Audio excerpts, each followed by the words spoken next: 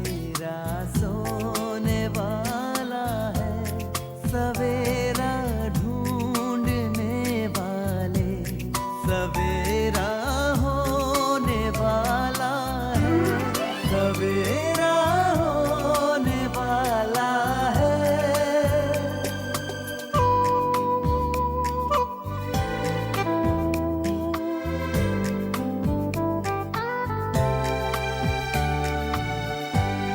खुशी छलकाएंगी किरणें, खुशी बरसाएंगी किरणें, तेरे गम की सियाही को उजाला धोने वाला है, सवेरा होने वाला है, सवेरा।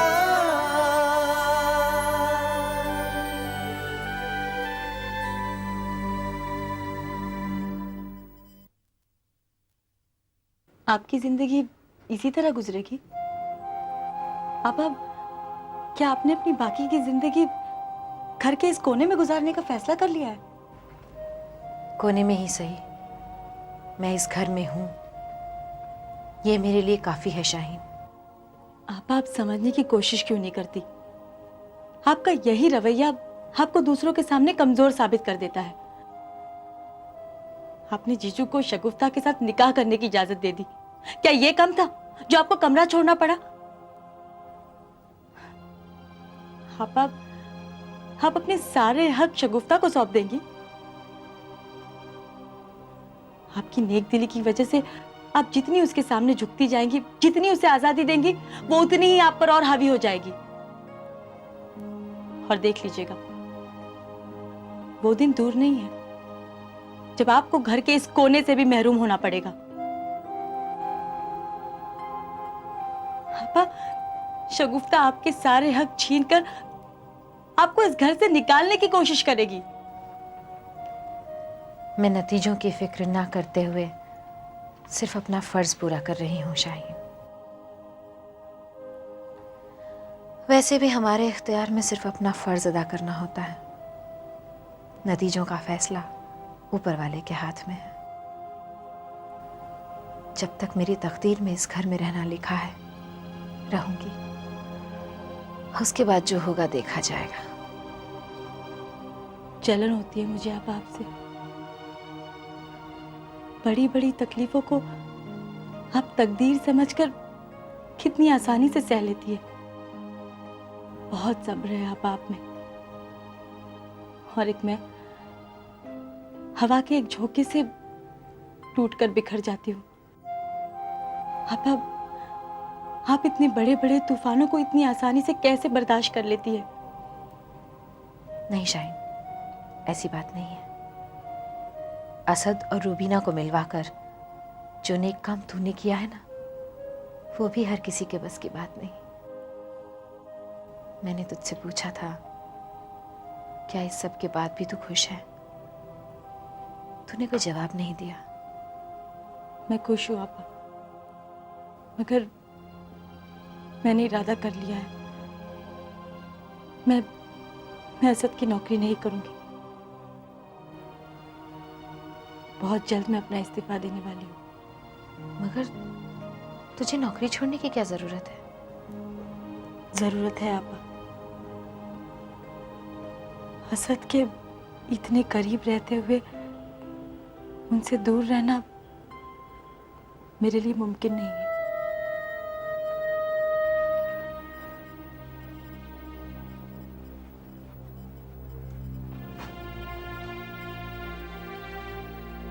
तस्रीन, मैं कल रात अमन के घर गया था। उसका बड़ा भाई दुबई में रहता है। अमृतसर से उसके वालिदैन और घर के बाकी सभी लोग दुबई गए हुए हैं। अमन के मुताबिक उसको इस बात की खबर नहीं थी। ताज्जुब की बात है। जब मैं उसके घर गया तो वो अमृतसर जाने की तैयारी कर रहा था।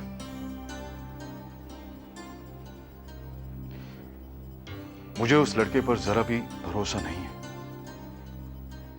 बहरहाल मैंने उसके बड़े भाई से बातचीत की और 2 हफ्ते का वक्त दिया है। अगर वो आ गए तो निकाह में शरीक होंगे, वरना निकाह तो होगा।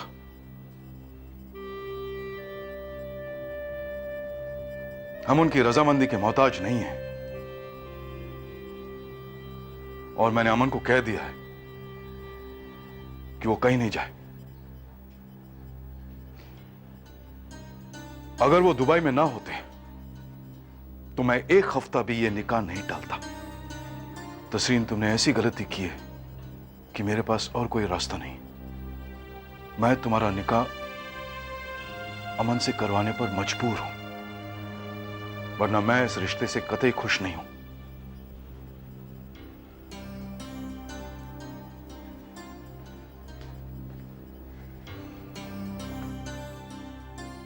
अमन अमृतसर जा रहा है और वो भी मुझे खबर किए बगैर।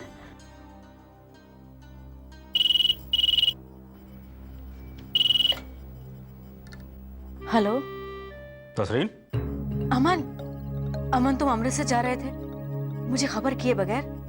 अमृतसर जाने से पहले मैं तुमको फोन जरूर करता तसरीन। और ये जो यकायक अमृतसर जाने का फैसला मैंने किया है वो तुम्हारे अब्बू की जिद की वजह से किया है।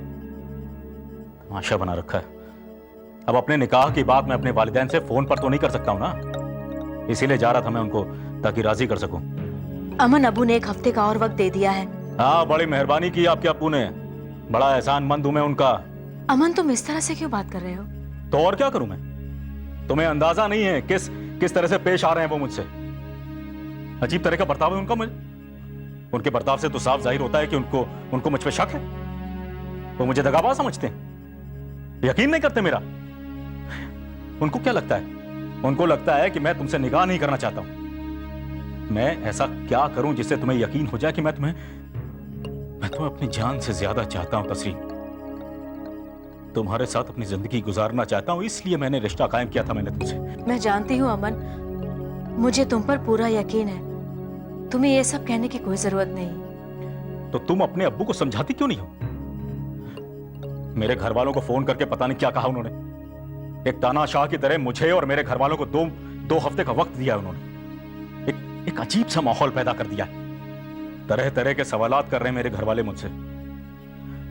तस्रीन, मेरे भाई ने तुम्हारे अब्बू से कहा कि शायद 1 महीने तक वो लोग नहीं आ सकते, तो उन्हें उनकी बात भी नहीं समझ में आई। क्या समझते क्या तुम्हारे अब्बू? उन्हें लगता मैं तुम्हें छोड़कर भाग जाऊंगा। अब्बू के बर्ताव के लिए मैं तुमसे मुआफी मांगती हूँ। दरअसल अमन, अब्बू मुझे बहुत प्यार करते हैं, मेरी बहुत फिक्र करते हैं। मगर अमन, तुम ऐसा मत सोचो कि अब्बू को तुम्हारे इरादों पर शक है। देखो तसरीन, समझने की कोशिश करो। मैं इस एहसास के साथ अपना निकाह नहीं करना चाहता कि मुझे ऐसा लगे मेरे साथ जबरदस्ती की जा रही। मैं चाहता हूं हमारा निकाह पूरी शान शौकत के साथ हो, पूरे रस्म रिवाज के साथ, जिसमें मेरे घर वाले अपनी खुशी से शरीक हो और तुम्हें पूरी इज्जत, पूरी मोहब्बत के साथ अपने बहू के रूप में कबूल करें। मैं तुम्हारे लिए अपने घर वालों के मन में रत्ती भर भी कड़वाहट पैदा नहीं होने देना चाहता। मगर माफ करना, तुम्हारे अब्बू जिस तरह से बिहेव कर रहे हैं, जिस तरह से जिद पर अड़े हुए हैं, उससे तो हमारा निकाह एक जबरदस्ती का रिश्ता बनकर रह जाएगा। ना सिर्फ मेरे तुम्हारे लिए बल्कि मेरे घर वालों के लिए भी। तुम्हारे अब्बू ने तो एक तानाशाह की तरह कह दिया कि मेरे घर वाले निकाह में शरीक हो ना हो, वो आए ना आए, वो निकाह कर देंगे, तारीख तय कर देंगे, निकाह हो जाएगा। तमाशा बना रखा है। इसका एक ही नतीजा होगा तस्रीन, और जिसका अफसोस मुझे मरते दम तक रहेगा। और वो नतीजा होगा तुमसे निकाह के एवज में मेरा अपने घर वालों से रिश्ता टूट जाना। नहीं नहीं अमन, मैं ऐसा कभी नहीं चाहूंगी, किसी भी सूरत में नहीं चाहूंगी। तो अगर तुम ये नहीं चाहती हो तो तुम अपने अब्बू को समझाने की कोशिश करो तस्रीन। उन्हें समझाओ कि खुदा न खास्ता अगर मेरे घर वाले 2 हफ्तों के अंदर ना आ पाए तो वो उनका इंतजार करें। यूं मुझे निकाह के लिए मजबूर ना करें। अमन, अब्बू को समझा सकना बहुत मुश्किल है, मगर फिर भी मैं कोशिश करूंगी।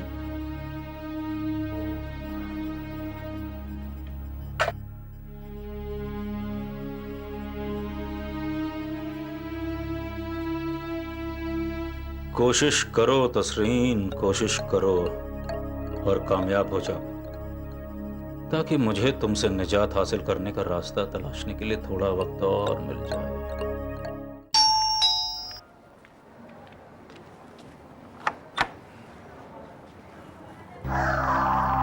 अस्सलाम वालेकुम हुजूर आला। वालेकुम अस्सलाम। वो शगुफ्ता घर पर है क्या? जी नहीं, आपकी तारीफ। बैठने को नहीं कहेंगे आप? जी जी क्यों नहीं, जरूर। तशरीफ रखिए। शुक्रिया शुक्रिया।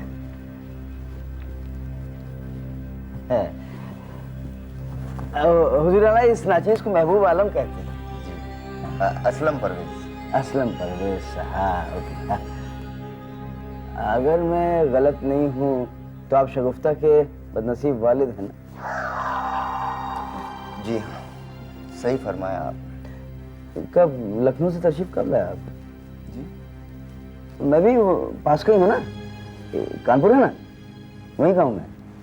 बड़ी खुशी हुई आपसे मिलकर। अरे खुशी तो मुझे भी बहुत हुई, लेकिन क्या है कि जब शगुफ्ता को पता लगेगा ना कि हमारी आपसे मुलाकात हुई तो उसको खुशी नहीं।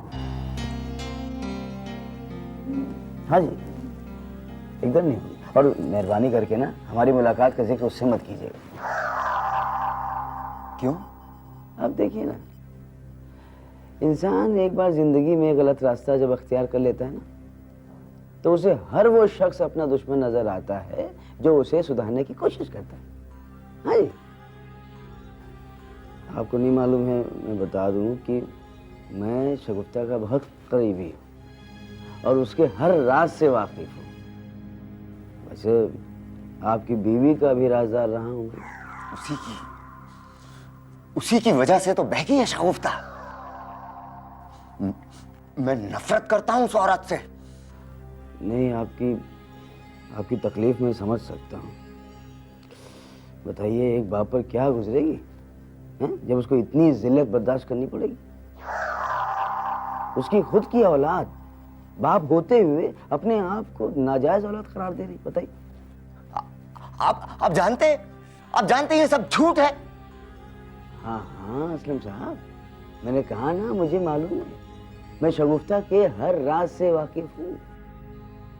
यकीन मानिए, वाहिद मैं ही ऐसा शख्स हूँ जो शगुफ्ता को बार बार गलत रास्ते पर जाने से रोकता कि भाई शगुफ्ता, झूठ का रास्ता अख्तियार मत करो। नतीजा उसने मुझ पर इल्जाम लगा दिया कि मैं उसकी खुशियों का दुश्मन हूँ। लगा दे इल्जाम, क्या फर्क पड़ता है, मैं उसका भला चाहता हूँ। काश शगुफ्ता ये सब समझ पाती है। अरे असलम साहब, परवेज साहब, हौसला रखिए। अल्लाह ताला एक दिन उसकी गलतियों के साथ खुद दिलाएंगे उसे। वैसे आप मुंबई में कब तक हैं?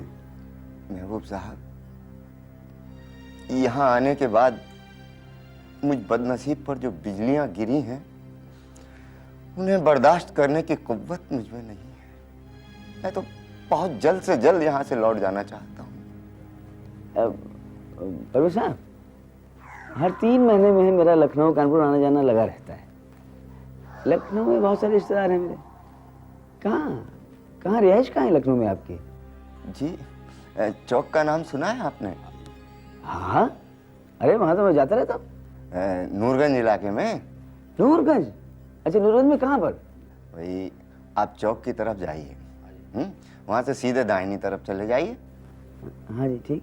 वहाँ एक बड़ी सी अमरूद की बगिया है। हाँ, उस बगिया के किनारे किनारे आप आइए, थोड़ा सा चलेंगे तो आपको एक बड़ा सा पुराना मकान दिखाई देगा, 7 नंबर का। वो हमारा पुश्तैनी घर है। अच्छा, अरे वाह, वहाँ तो एक जमाने में मेरी फूफी रहा करती थी। फूफी? हाँ जी। बहरहाल ये मेरा कार्ड है, इसमें मेरा नंबर है, मेरा पता है, सब है। आप कोई ज़रूरत हो तो मुझे बताइएगा, अगर मैं आपके काम आ सकूं तो बड़ी खुशी होगी मुझे। वैसे लेकिन हाँ, आप लखनऊ जाने से पहले एक बार आइए, तशरीफ लाइए मेरे घर पे। जी जरूर। वो परवेज साहब, आपकी बीवी से मुलाकात हुई है आपकी? कहाँ छुपी हुई है वो? देखिए, महबूब साहब, मुझे उस औरत के बारे में ना तो कुछ मालूमात है, ना कुछ जानने में दिलचस्पी है। और हाँ, अगर वो कभी गलती से या इत्तेफाक से मेरे सामने आ गई तो मैं अपने हाथों से उसका गला दबा दूंगा, उसकी जान ले लूंगा मैं।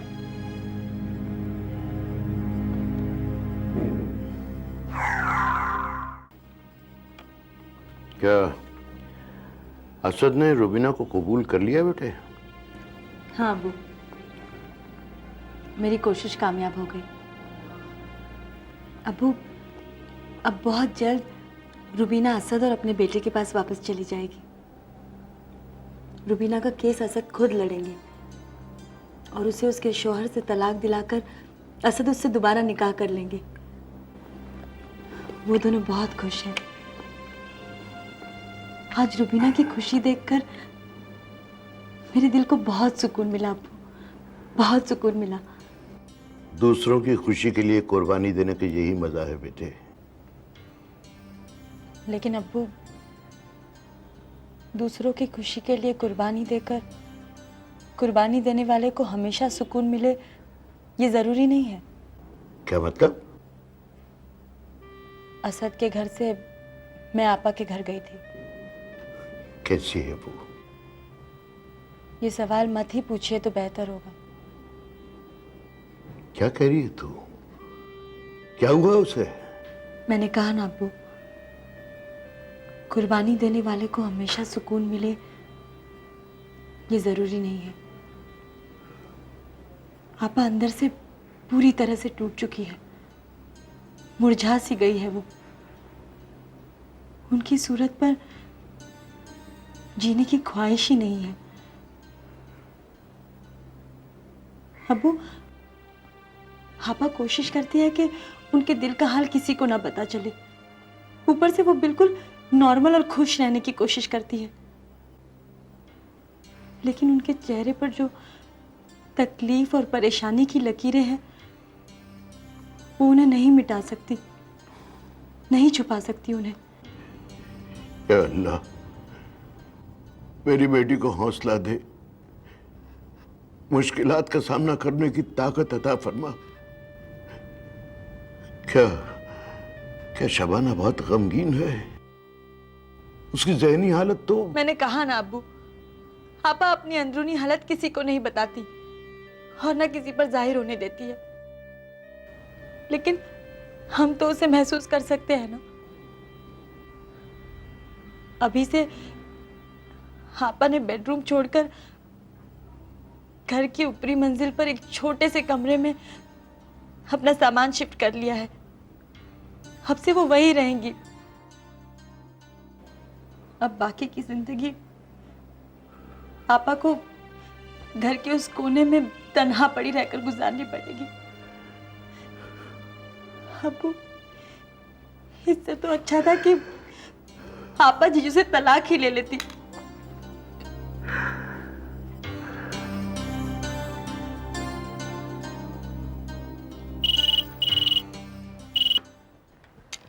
हेलो, हेलो, मैं शबाना साहिबा से बात कर सकता हूँ?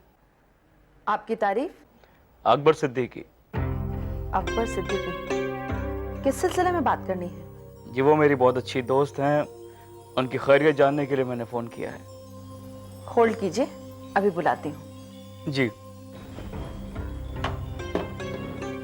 जी, मैं उनका दोस्त बोल रहा हूँ। मैं तो कहती हूँ कि तू सब कुछ बन जा उसका, ताकि मेरे बेटे का पीछा तो छूटे उससे। शबाना, शबाना, जल्दी आओ, तुम्हारे दोस्त अकबर सिद्दीकी का फोन है।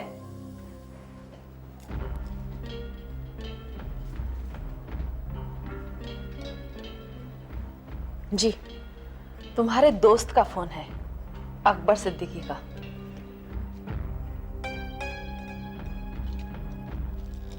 हेलो। हेलो, कैसी हैं आप? मैं अच्छी हूँ, आप कैसे हैं? अल्लाह का करम है। आपको एक खुशखबरी सुनानी है। खुशखबरी? अरे वाह, क्या खुशखबरी है? अपने दोस्त जस्सी की मदद से मैं एक फिल्म शुरू कर रहा हूँ। जस्सी ने फाइनेंस का इंतजाम कर दिया है। बहुत बहुत मुबारक हो अकबर साहब। ये तो वाकई बहुत अच्छी खबर है। और यही अच्छी खबर मैं आपके साथ शेयर करना चाहता था। मैं बहुत खुश हूँ आपके लिए। देखिए ना, बहुत जल्द फिल्म शुरू हो जाएगी और अल्लाह ने चाहा तो वक्त पे कंप्लीट होके हम रिलीज करने में भी कामयाब हो जाएंगे। ऐसा ही होगा, मैं आपके लिए दुआ करूंगी। अकबर साहब, मैं इस वक्त जरा मसरूफ हूँ किसी काम में। हम लोग बाद में बात करेंगे, please don't mind. No no, why should I mind, it's perfectly alright. ठीक है, हम बाद में बात करेंगे। खुदा हाफिज। खुदा हाफिज। सुभद्रा से कह दे खाना लगाने को, मुझे बहुत जोर से भूख लगी है। सुभद्रा आज जल्दी छुट्टी लेकर गई है। उसे अपने किसी रिश्तेदार के यहाँ जाना था। खाना मैं लगा देती हूँ। हामिद का फोन आया था, कह रहा था लेट आएगा। शगुफ्ता के साथ बाजार गया था वो, अब उसे छोड़ने वाशी जाएगा। हो सकता है देर रात तक आए। तू भी खाना खा ले, मेरे ख्याल से हामिद डिनर करके आएगा। आपके लिए परस देती हूँ अम्मी, मेरा मन नहीं है। शाम से हल्का सा बुखार है। आप टेबल पर बैठिए, मैं खाना लेकर आती हूँ।